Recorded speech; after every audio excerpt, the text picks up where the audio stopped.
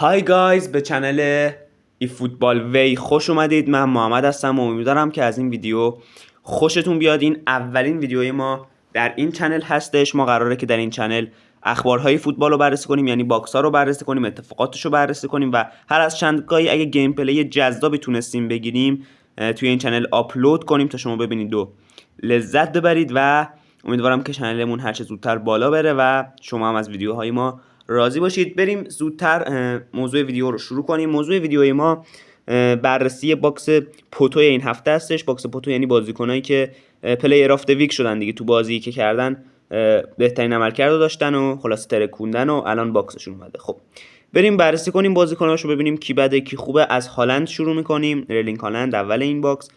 سبک بازیش فاکس این د باکس هستش. سبک بازی فاکس این د باکس یعنی بازیکنی که تقریبا سبک بازیشون مثل گل پوچره، یعنی جلو وای میستن و سعی میکنن فرار تومق کنن و به اونا پاس بدید و گل زنی کنن. یعنی زیاد تمایل نداره سبک بازی فاکس این د باکس که بیاد عقب و برای شما توی بازی سازی یا شرکت کنه. تمایل داره وایس جلو تا شما بهش توپ برسونید و بزنه توی گل. تقریبا همچین حالتی داره سبک بازی فاکس این د باکس. بریم اوورالای ارلینگ هالند هم بررسی کنیم. اوورال خودش که 97 هستش. بله 97. حالا با بوست نمیدونم شاید 100 بشه یا 99، کاری نداریم.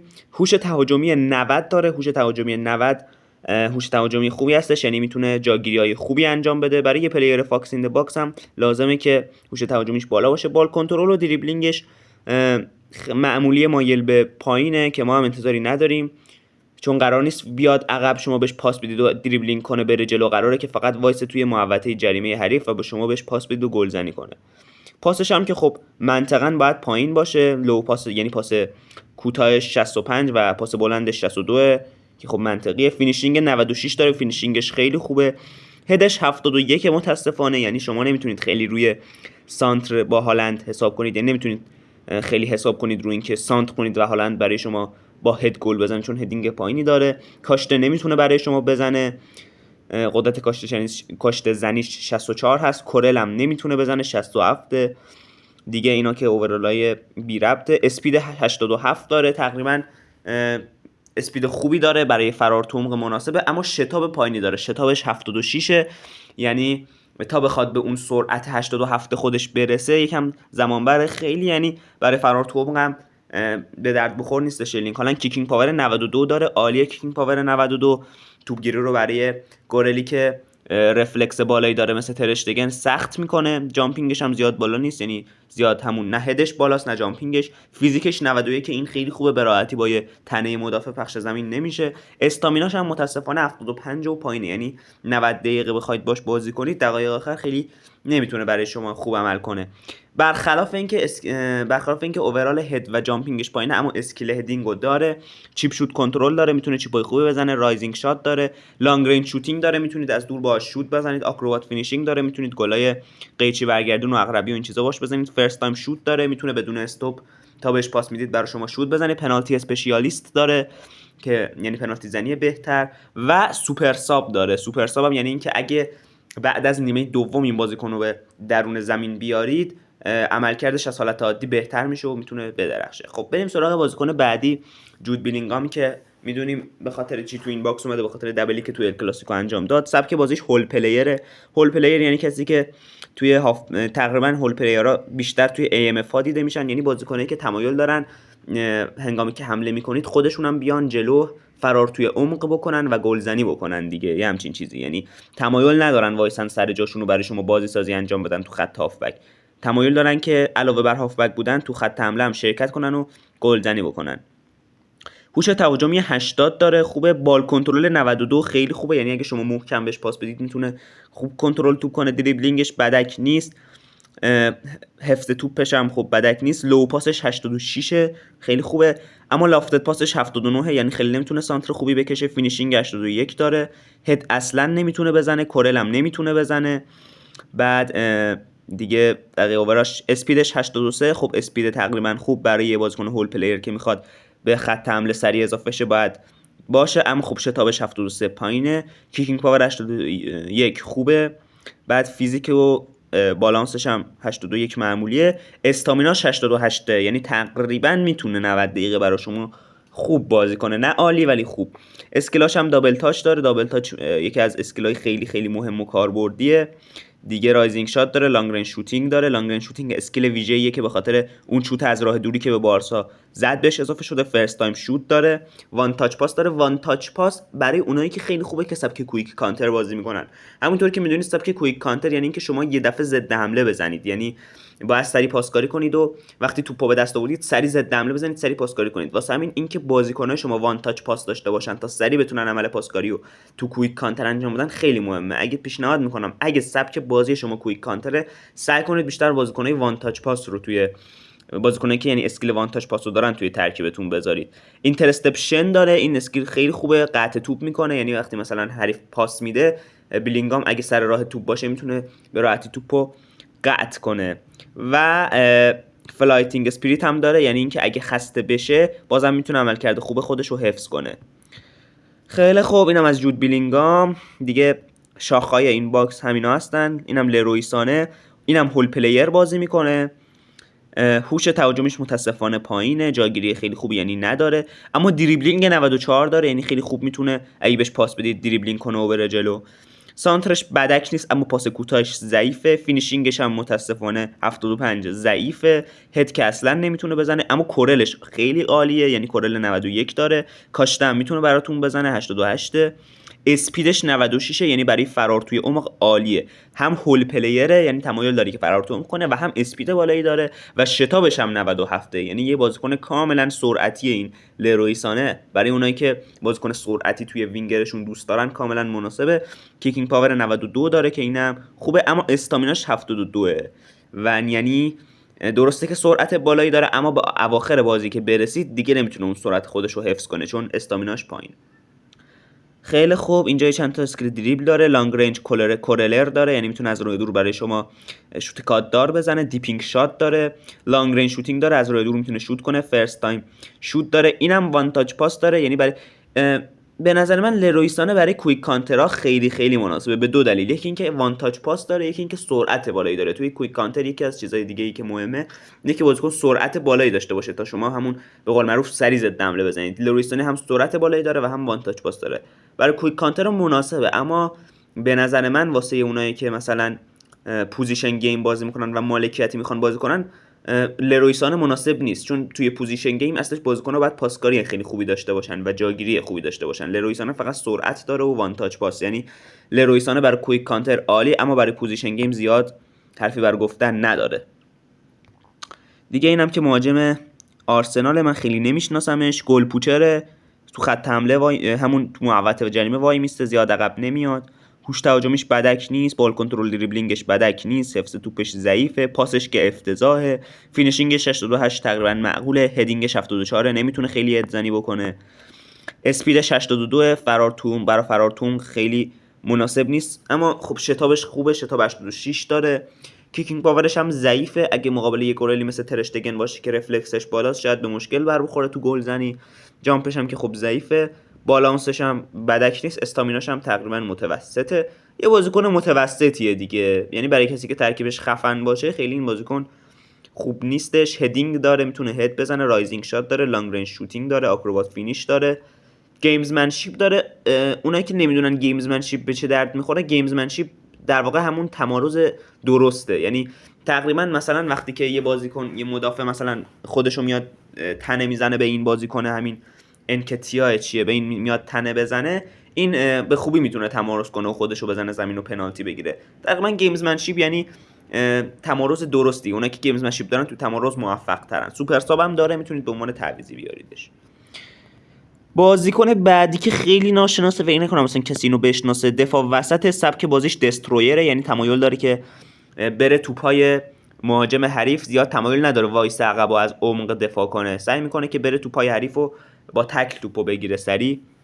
اینا که اوورای تهاجمیه. لو پاسش بدک نیست، 70، هدینگش خوبه و هوش دفاعی 86 داره، خوبه. تکل 89 داره، یعنی خب منطقاً کسی که دسترویره و دوست داره بره تو پای حریف باید تکلینگش هم بالا باشه، 89 باشه.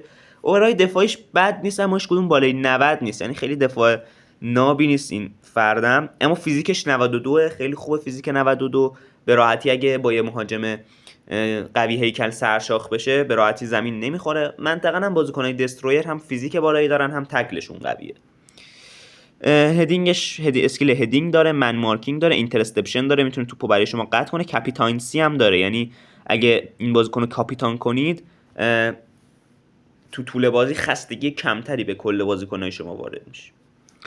بازیکن بعدی هم هیروینگ لوزانو مکزیکیه، پستش LMF یعنی هافبک چپ بازی میکنه، سبک بازیش هول پلیره، سعی میکنه بره جلو. اوورالش رو بخوایم بررسی کنیم هوش تهاجمی 79، دریبلینگش 89، دریبلینگش خوبه، باش میتونید کارو جلو ببرید. پاساش خیلی جالب نیست، سانترش 79، لو پاسش هم 72، فینیشینگ 79 داره. اگه مثلا حالا یه موقعیتی پیش اومد که مجبور شدید با شوت بزنید، حالا احتمال اینکه گل نکنه کمه، یعنی پتانسیل گل کردن توپو داره. دیگه اسپید 95 داره، خیلی خوبه، اگه بهش پاس عمقی بدید سریع میتونه خودشو برسونه. شتابش هم 94، و بقیه اووراش هم خیلی چنگی به دل نمیزنه. فقط اسپید و شتاب داره به نظر من، یعنی با دریبلینگ خوب، بقیه اووراش خیلی چنگی به دل نمیزنه. دیگه اینم به مثل لرویسانه به نظر من برای کویک کانتر مناسبه، چون هم اسپیدش بالاست و هم وان تاچ پاس داره، یعنی میتونه پاس تک ضرب بده و سریع هم کارو راه بندازه. واسه همین اینم برای کویک کانتر به نظر من مناسبه، اما برای پوزیشن گیما شت خالصه. و لانگ شوتینگ و فرست تایم شوت و اینا هم داره، گیمزمنشیپ هم داره، فلانکینگ اسپریت هم داره دیگه، یعنی میتونه اگه خسته شد عملکرد خوبشو تقریبا حفظ کنه.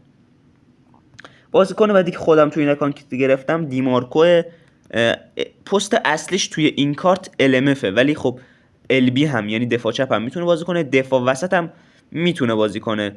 پلینگ استایلش هم کراس اسپشیالیسته و اووراشو همونطور که میبینید سانترش خیلی خوبه، سانتر 91 داره. اگه بازیکن سانتر کش میخواید توی هافبک چپ که بیاد و روی سر مهاجم که شما سانتر کنه، روی دیمارکو میتونید حساب کنید. کورلش 85 خوبه و اوورای دفاعیش هم بدک نیست. به نظرم این کارتش همون بیشتر برای هافبک چپ مناسبه تا دفاع چپ. اسپیدش 84، شتابش 90، شتابش خوبه، کینگ پاور 82، استامینا و بالانسش هم یه چیز معمولیه. ناکل شات داره، میتونید باش کاشتای ناکل شات بزنید یا شوت ناکل شات. رانگ رنج شوتینگ داره، پاس سنگین میتونه بده و پین پوینت کراسینگ هم داره، یعنی بازیکن کاملا سانتر کش هستش. و اینترسپشن هم داره، میتونه توپا رو قطع کنه، و آکروبات کلیر هم داره و میتونه مثلا توپو با حرکات آکروبات دور کنه. بیشتر برای همون هافبک چپ مناسبه و خیلی سانتر کش خوبیه. بازیکن بعدی ایسکوی AMF، سبک بازیش کریتیو پلی میکر یا همون بازی سازی هست. خیلی از پست‌های مختلفی هم میتونه بازی کنه، هافبک وسط، هافبک تهاجمی، وینگر راست، وینگر چپ، تقریبا کل پست‌های هافبک رو به جز هافبک دفاعی میتونه بازی کنه. اووراش که خیلی عالیه، هوش تهاجمیش 85، بال کنترل 95، یعنی اگه شما با یه سرعت زیادی بهش پاس بدید به راحتی بتونه توپو کنترل کنه. دریبلینگش 90 عالیه، حفظ توپش 92، لو پاس 88، پاس کوتاهش خیلی خوبه، سانترش هم بدک نیست، فینیشینگش هم 76. بعد دیگه اسپیدش که خیلی پایینه اما شتابش خوبه، کینگ پاورش هم بدک نیست، بالانسش خوبه. استامیناش خیلی پایینه، استامینای ایسکو خیلی پایینه. خب منطقی هم هست، بازیکن شده که تقریبا پیر شده و خیلی نمیتونه دووم بیاره، استامیناش خیلی پایینه. دابل تاچ داره، لانگ رنج کولرر داره، لانگ رنج شوتینگ داره، فرست تایم شوت داره، وان تاچ پاس داره، ترو پاسینگ، تقریبا اکثر اسکیلای پاسو داره. وان تاچ پاسو داره، پاس عمقی رو داره، پاس سنگین رو داره، اسکیل سانتر هم داره. یعنی اگه یه بازیکن پاسور میخواید ایسکو خیلی خوبه. برای اونایی که پوزیشن گیم بازی میکنن ایسکو عالیه، چون ایسکو برخلاف مثلا همون سانه و هیروینگ لوزانو و اینا بازیکن سرعتی نیستش ولی کاملا پاسوره، اسکلای پاسو داره، پاسش عالیه و این برای پوزیشن گیما خیلی جوابه. بازیکن بعدی هم یه دروازه‌بان لیل، اتکینگ گل کیپره، یعنی از دروازه میاد بیرون، زیاد تو دروازه نمیمونه. وقتی که مثلا شما دارید حمله میکنید توی همون از دروازه‌اش یکم میاد بیرون دیگه. حالا بریم اسکلای اوورای دروازه‌بانیشو چک کنیم. اوورای دروازه‌بانیشو دارید میبینید، رفلکسش بدک نیست، کچینگش که متاسفانه ضعیفه، هوش دروازه‌بانیش هم 86، هیچ اوور بالای 90 نداره. البته اگه خب تو ترکیب بذارید و بوست بشه احتمالاً یکی دوتا به اووراش اضافه بشه و 90 داشته باشه، اما خیلی خب جالب نیست دیگه. قطعا شما گلر قوی تری از این دارید. اسکلای زیادی هم نداره واسه دروازه‌بانی، فقط پرتاب دست بلندی میتونه انجام بده. های پانت داره و لانگ ترو، یعنی تقریبا اگه باهاش بخواید پرتاب دست کنید پرتاب دست بلندی میتونه انجام بده. خیلی چیز خاصی نیست اینم. یه دفاع وسط دیگه، یه دفاع وسط ناشناس، بیلداپ بازی میکنه، یعنی تمایل داره که عقب وایسه و عمقو ببنده تا اگه حریف پاس عمقی داد بازیکن مهاجم حریف نتونه زیاد تونق فرار کنه. سعی میکنه زیاد تو پای حریف نره، مگر اینکه شما پرس جلو بگیرید و مجبورش کنید که بره تو پای حریف. اگه خودش بخواد بازی کنه زیاد جلو نمیاد که بره تو پای حریف و سعی میکنه عقب وایسه. بریم اوورای دفاعیش رو چک کنیم. هدینگش 78، متاسفانه اصلا هد خوبی نمیتونه واسه شما بزنه. توی کورنرایی که حریف میفرسته اگه دفاع شما بخواد هد بزنه و توپو دور کنه اینجا به مشکل برمیخورید. هدینگش ضعیفه، هوش دفاعش 86، تکلینگش 86 و تقریبا دفاعش خیلی قوی نیست. اینم جز ته باکس دیگه، ولی فیزیکش 93، این خودش نقطه قوت فیزیک 93. هدینگ داره، برخلاف اوورال هدش که پایین، هم اسکیل هدینگ رو داره، من مارکینگ رو داره، اینترسپشن بلاک رو داره، اسکیلای دفاعی خوبی داره. اسکیلای دفاعیش از حق نگذریم خوبه، برخلاف اوورای دفاعیش که خیلی چنگی به دل نمیزنه، اما اسکیلاش خیلی خوبه. هدینگ رو داره، من مارکینگ رو داره، اینترسپشن رو داره، بلاک رو داره، سایدینگ تکل رو داره، آکروبات کلی رو داره و حتی فلایتینگ اسپریت هم داره. یعنی کاملا اسکیلاش خوبه، اسکیلاش حرف نداره. تقریبا میشه گفت هرچی اسکین خوبه رو داره. از لحاظ اسکیلی این بازیکن عالیه، اما از لحاظ اوورال خیلی چنگی به دل نمیزنه و اینم بازیکن ته باکس که اصلا 4 ستاره است و از یه باشگاه کاملا ناشناسه. فاکس این باکس بازی میکنه، همون جلو وای میسته، هوش تهاجمیش خوبه، اووراش بعد فینیشینگش خوبه. هدینگش 95، هدینگش 95. فقط باید با این هد بزنید. هد 95 داره. اسپیدش خیلی ضعیفه، شتابش که اصلا 66، یعنی اصلا بازیکنی نیست که تو عمق فرار کنه. اصلا این بازیکن رو بین امید تو ترکیب نذارید که باش بیاید پاس عمقی بدید و تو عمق برای شما فرار کنه و گل بزنه، چون اسپید و شتاب اصلا نداره اصلا. ولی هد 95 داره و فقط ویژه اینه که از وینگ، از سمت چپ و راست حمله، از طرف وینگرا برید جلو و براش سانتر بکنید. جامپینگش هم همونطور که می‌بینید 87 دیگه، فیزیکش هم خوبه. اسکیل هدینگی که داره، آکروبات فینیشینگ داره، فرست تایم شوت داره، وان تاچ پاس داره، سوپر ساب هم داره دیگه، میتونید به عنوان سوپر ساب بیارید. بازیکن هدزنیه، تنها ویژگی مثبتی که داره هدزنیه، اصلا ویژگی دیگه جز هدزنی نداره و اصلا 4 ستاره است دیگه. فکر نکنم مثلا کسی بیاد اینو بگیره بذاره ترکیبش. اینم بررسی باکس پوتوی این هفته. کامل سبک بازی‌ها رو بررسی کردیم، اوورالا رو بررسی کردیم، اسکیل خود بازیکن‌ها رو بررسی کردیم، گفتیم هر بازیکن برای پوزیشن مناسبه یا کویک کانتر و امیدوارم که این ویدیو رو دوست داشته بوده باشید و تا ویدیوهای بعدی خدا نگهدار.